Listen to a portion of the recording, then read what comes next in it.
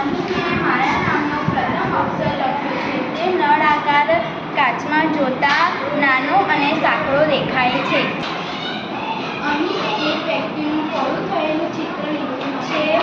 તે આપણે આ ગોળ ભાગમાં નળાકાર અરીસો મૂકીશું. તે સ્પષ્ટ